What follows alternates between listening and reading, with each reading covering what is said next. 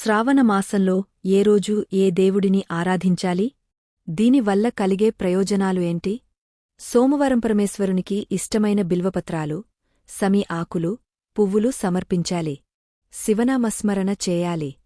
మంగళవారం ఈరోజు మంగళగౌరీ వ్రతం ఆచరిస్తారు. కుజదోషం, కాలసర్పదోషం, రాహుకేతు దోషాలు ఉన్నవారు మంగళగౌరీ వ్రతాన్ని ఆచరించడం వల్ల దోషం తొలగిపోతుందని పండితులు సూచిస్తారు.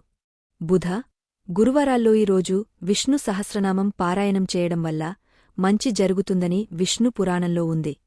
సంపద, తెలివితేటలు పెరగాలని కోరుకునేవాళ్లు ఈ రోజుల్లో ప్రత్యేకంగా వ్రతాన్ని ఆచరిస్తారు.